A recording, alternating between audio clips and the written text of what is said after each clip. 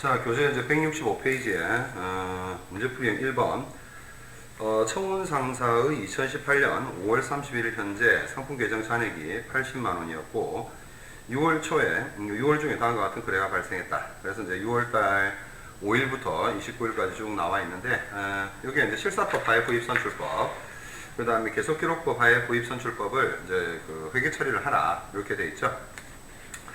그리고 이제 원가 흐름을 구입 선출법으로 가정해서 기말 재고액과 매출 원가를 구하라 이렇게 되어 있습니다. 자, 일단은 요구사항 1번에 실사법 하에 구입 선출법 보면 6월 5일 날 진주 상사의 상품 90만 원을 현금으로 판매를 했어요. 그럼 현금이 90만 원 들어왔을 거고 매출 90만 원 됐겠죠. 그다음 6월 10일 날 상품 60만 원을 외상으로 구입했다. 자, 그러면 매입 60만 원 잡혀야 될 거고 대변에는 외상 매입금 60만 원. 6월 18일 정의상사에 상품 60만 원을 외상으로 또 판매했다. 자, 그럼 외상으로 판매했으니까 매출이 대변에 와야 될 것이고 외상 매출금 60만 원 이렇게 잡혀야 되겠죠. 4차변에는. 자, 6월 20일 날 명수상사에서 상품 70만 원을 외상으로 구입했다. 자, 매입 70만 원, 외상 매입금 70만 원 이렇게 회계 처리를 해야 될 것이고 6월 27일 날 현금 100만 원, 지금 이제 상품이 현금으로 판매됐으니까 현금이 100만 원이 들어와야 되겠죠. 자, 그리고 명수상사에서 상품 45만 원 외상으로 구입했다. 매입 45만 원, 외상 매입금 45만 원 이렇게 들어가야 될 거다. 뭐 요 회계 처리는 간단하죠. 자, 그 다음에는 이제 그 두 번째 이제 기말 재고액을 구해야 되는데 여기서 실사법 하에서의 구입 선출법이니까 단순 계산하면 되겠죠. 지금 전체적으로 지금 80개가 있었다.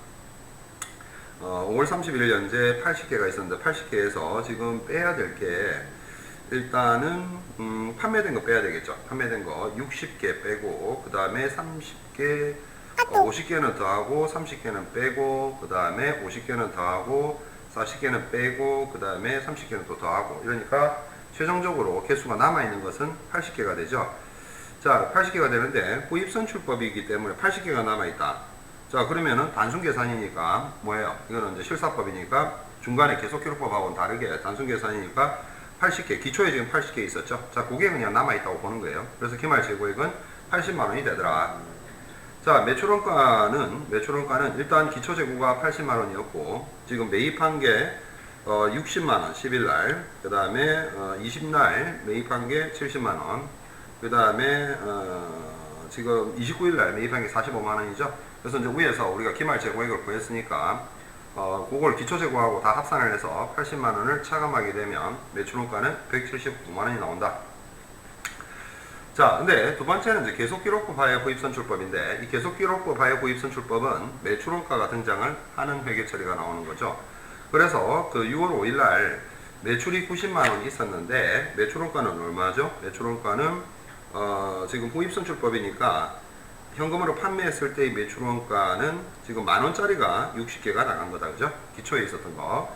자, 그리고 상품 60만원 제거됐고 6월 10일 날 상품 구입된 거는 똑같고 그 다음 6월 18일 날 이제 외상 매출금 60만원 잡혔는데 이때 이제 매출원가가 36만원으로 돼 있죠. 자, 36만원으로 돼 있는데 자, 그러면은 60개를 현금으로 판매했고 지금 12,000원짜리가 결국에 먼저 팔렸다는 얘기죠. 30개가. 그래서 매출원가 36만원, 상품 36만원 이렇게 된다.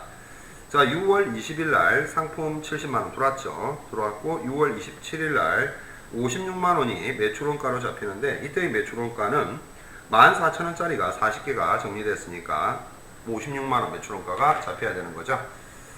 자, 그 다음에 이제 6월 29일 날 돌아왔다. 자, 그러면 상품 매출원가는 이제 우리가 회계 처리 과정에서 정리되었던 152만 원이 매출원가 계정이 되는 것이고 그 외에 이제 상품 계정 잔액은 기말 재고는 103만 원이 나온다. 요거는.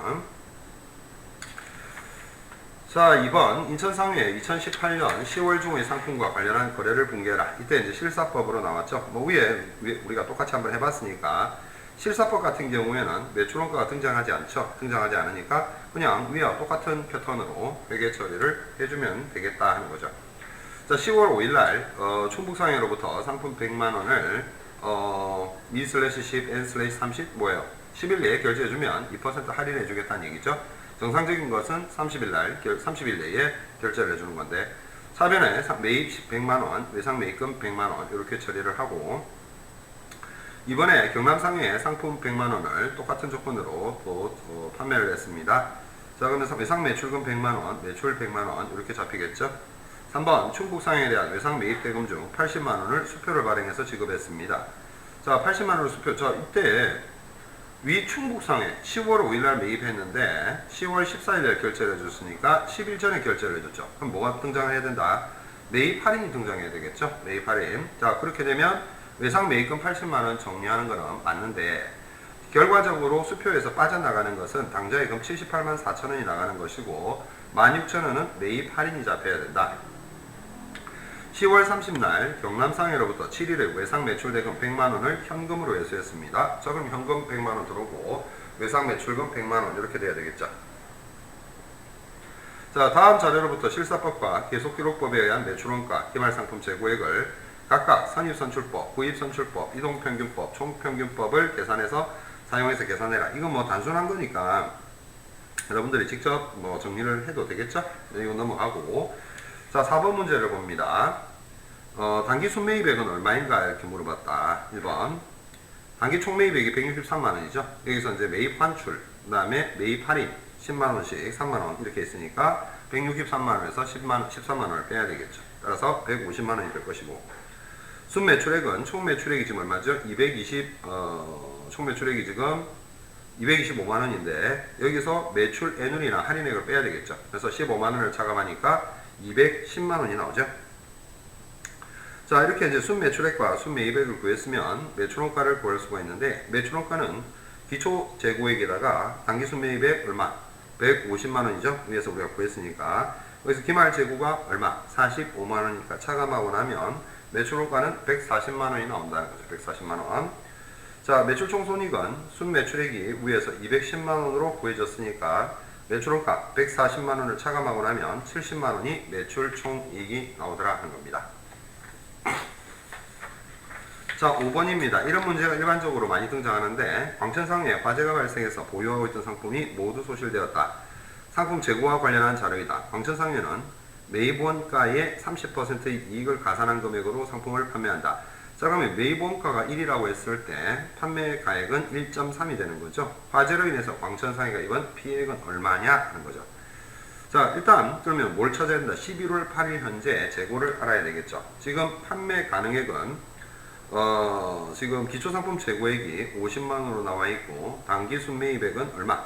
200만원으로 나와 있죠. 따라서 판매 가능액은 250만원이 되는데, 자, 여기서 250만원인데 지금 매출액은 260만원이에요. 자, 그러면 우리가 1.3으로 260만원을 1.3으로 나눠줘야 되겠죠. 그래서 260만원을 1.3으로 나눠주게 되면 200만원이 나온다. 그러니까 판매 가능액 전체 250만원에서 200만원의 원가가 빠져나갔으니까 결국에 화재로 인한 소실액은 매출된 거 빼고 남아있는 50만원이 화재로 인해서 소실되었다 하는 얘기입니다.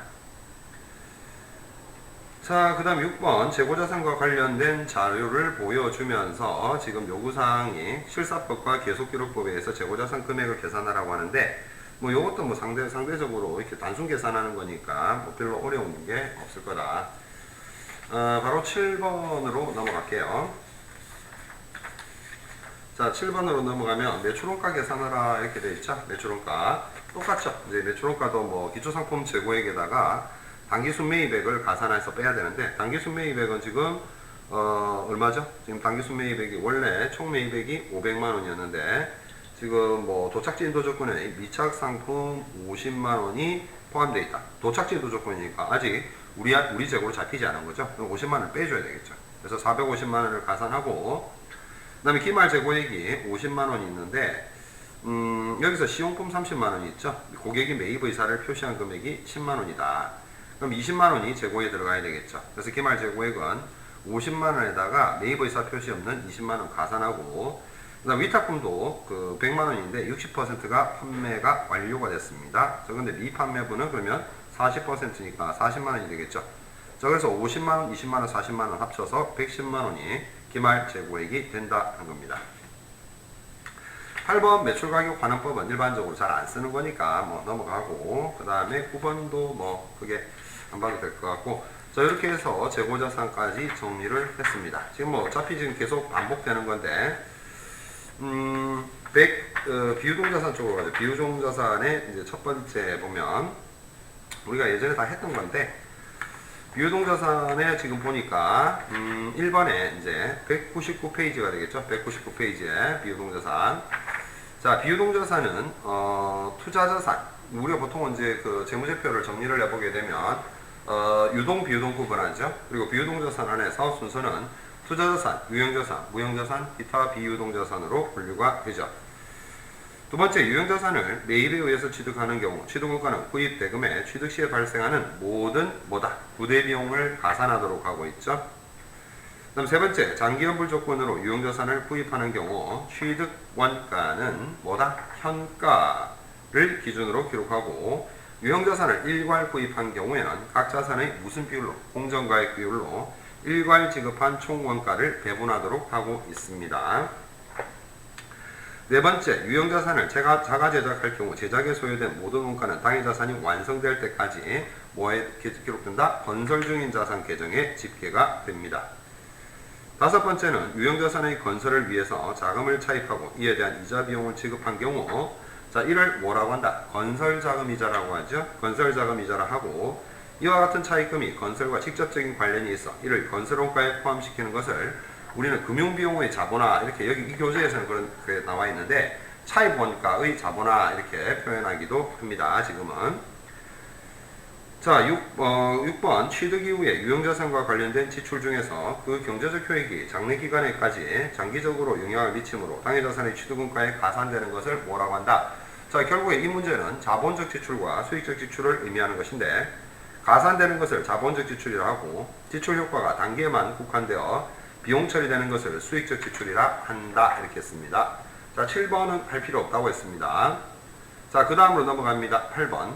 토지를 제외한 모든 유형 자산은 사용기간 동안 감가상각되며 감가상각이익이 결정되면 차변은 감가상각비 계정에, 대변은 감가상각 누계액 계정에 기록이 된다. 취득원가에서 감가상각 누계액을 차감한 금액을 그 자산의 장부가액이라 한다. 이렇게 이야기를 하죠. 자, 그 다음에 감가상각 대상 방법 9번이죠. 감가상각 대상액을 내용연수로 나누어 매기간 감가상각액이 균등하게 계산되는 방법을 뭐라고 한다? 정액법이라고 하죠. 그 다음에 장부가액에 매기간 동일한 상각률을 적용해서 동일한 상각률이라는 표현을 썼죠. 정률이 되겠죠. 연수학계법을 사용하면 상각 초기의 감가상각액이 나중년도보다도 어떻게 크게 되겠죠. 그게 생산량비례법에서는 매 기간의 감가상각액이 뭐에 비례해서 생산량에 비례해서 결정이 되죠. 자, 유형자산 처분이익은 11번 포괄손익계산서 상에 뭐로 들어간다? 영업외 수익으로 들어가겠죠. 자, 국제유기 기준에 의하면 유형자산의 평가 모형으로는 원가 모형과 재평가 모형이 있다. 이렇게 봐야 되겠죠. 선택. 그래서 이 두 가지 원가 모형과 재평가 모형 중에서 선택하도록 하고 있지만 이를 수시로 변경해서는 안 된다고 규정을 하고 있다. 자, 13번 유형자산에 대해서 재평가 모형을 적용하여 평가하는 경우 재평가 이익은 기타 포괄손익 누계액으로 인식하고, 그 다음에 처분 손실은 영업의 비용, 즉 단기비용으로 처리한다는 얘기죠. 뭐 나머지는 14번 뭐 이론적인 내용인데 감가상각의 필요성에 대해 재무상태표의 근거를 둔 자산평가의 관점과 포괄손익계산서의 근거를 둔 원가 배분의 관점이 있지만 지배적 관점은 원가 배분이 되겠죠. 자, 그 다음에 또 이제 계속 복습인데 1번 저기 오른쪽 201페이지에 다음 유형자산에 대한 설명이다. 옳지 않은 것은 유형자산은 장기간 영업활동에 사용할 목적으로 보유하면서 물리적 형체가 있는 자산을 말한다.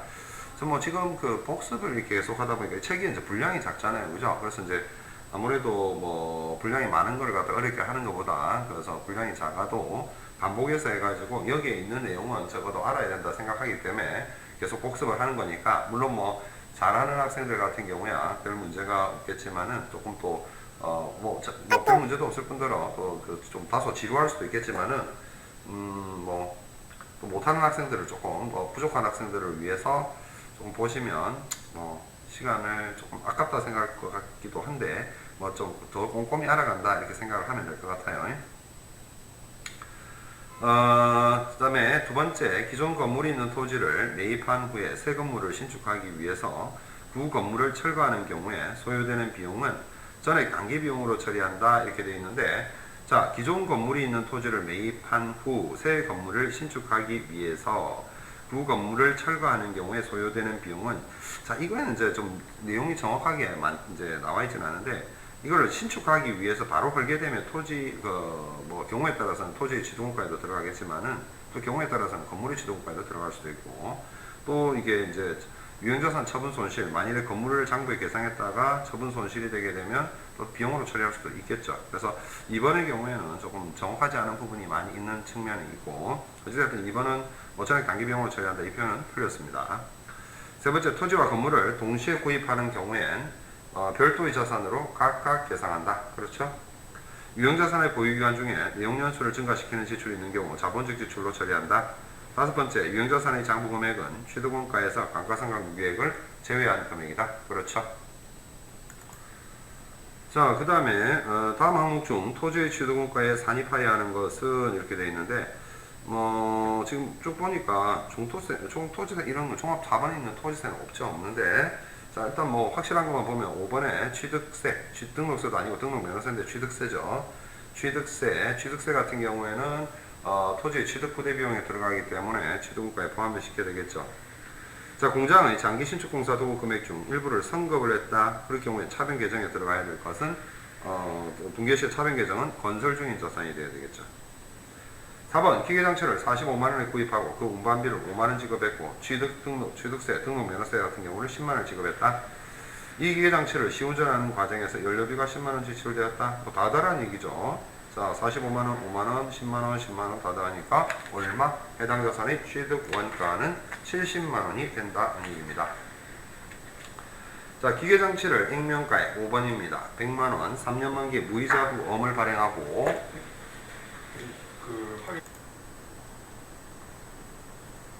자, 5번은 이제 그렇게 기계장치를 액면가액 100만원, 3년 만기 무이자 후 엄을 발행하고 취득했어요. 그죠? 기계장치 표시가액 80, 엄 현재 가치가 75만 1,315원이다.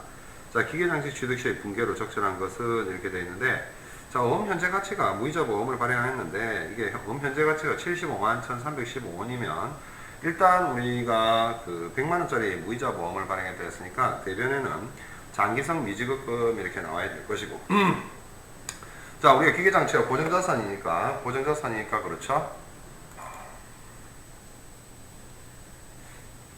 자, 그 다음에 장기성 미지급금이라는 게 이제 결국에는 우리가 자산 자체가 기계장치가 우리 취급하는 재고자산은 아니죠. 재고자산이 되면은 어음이 돼야 되겠죠. 지급어음이. 근데 이제 재고자산이 아니고 하니까 장기성 미지급금으로 나오고 그 차액에 대해서는 현재 가치 할인 차금이 된다. 자, 6번, 사무실로 사용하기 위해서 토지와 건물을 600만원에 일괄 구입했다. 구입 시 건물의 공정시장 가치는 200만원이고 토지의 공정시장 가치는 600만원이다. 건물의 취득원가로 기록해야 될 금액은 얼마냐? 자, 600만원 일괄 구입했는데 공정가치가 지금 1대3이죠. 그럼 1대3이니까 지금 건물의 취득원가로 기록해야 될 것은 건물이 지금 얼마인데? 1이죠. 1. 그러니까 4분의 1이 되니까 150만원이 돼야 되겠죠. 7번, 대원자동차 판매 주식회사는 영업용 소형 화물자동차 한 대를 1,000만원을 구입하고 대금은 월말에 지급하기로 했다. 맞는 분계는 이렇게 묻고 있습니다. 자, 그럼 영업용 차를 갖다 한 대 구입을 했어요. 자, 그러면은 뭐로 취급을 해야 될까? 차량 문방구로 취급을 해야 되겠죠. 차량 문방구로. 자, 그래서 취득을 했는데 월말에 지급하기로 했어. 그럼 뭐로 해야 돼요? 미지급금을 해야 되겠죠. 미지급금으로. 그래서 4번이 된다. 공정시장 가치가 1억 원인 건물을 증여받았다. 증여자가 이 건물의 장부 가치를 8천만 원으로 기록을 하고 있었다면 증여받을 당시의 적정한 분계는 자, 이 공정시장 가치 기준으로 해야 되니까 1억을 해야 되겠죠. 건물 1억으로 하고 자산 수정이 1억 처리해야 된다. 다음 중 유형자산과 관련된 지출이 자본적 지출로 처리되어야 할 요건으로 볼 수 없는 것은 자 일단 그 지출의 효과가 장기간 지속되어야 되겠죠. 앞에 문제 그 완성형 문제에서 나왔던 건데 두 번째 자산의 경제적 효익을 증가시켜야 되고 세 번째 지출된 금액이 상대적으로 중요해야 됩니다. 자 이건 뭐 4번에 보면은 매기간 반복적으로 지출이 돼야 되는 것은 수선비에 해당이 되겠죠. 다음에 기계장치와 관련된 지출 중에서 자본적 지출로 보기 어려운 것은 이렇게 나와 있습니다. 1번 기계장치의 생산량을 증가시키는 부품의 부착, 즉 결국에 미래 경제적 효익을 창출할 수 있다. 즉 경제적 효익을 증가시키는 것이죠. 두 번째 제품의 불량률을 감소시키도록 기존 부품을 첨단 기술 부품으로 교체했다. 마찬가지. 자, 세 번째 기계장치의 성능을 유지시키는 윤활유의 투입이다. 자, 이것은 어떻게 돼요? 이것은 수선비라든지 뭐 어떤 그냥 단순 비용으로 처리해야 되겠죠. 자, 이건 이제 수익적 지출로 들어가야 된다. 4번 내용연수를 연장시키는, 자 내용연수 연장이라는 표현이 등장했으니까 바로 자본적 지출로 들어가야 되겠죠. 자 10번 유형자산에 대해 감가상각을 하는 목적을 가장 적절히 기술한 것은, 자 이건 뭡니까? 그 합리적인 배분이죠. 그래서 4번에 자산의 취득원가를 체계적으로 기간 배분하고자 하는 것이다.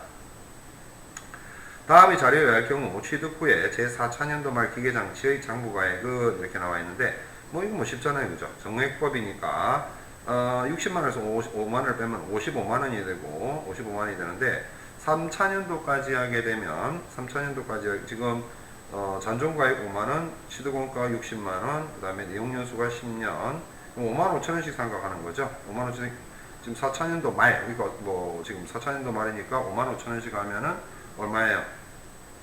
5, 4, 20, 22만원 생각되는 거죠. 따라서 38만원이 장부가액이 되겠죠.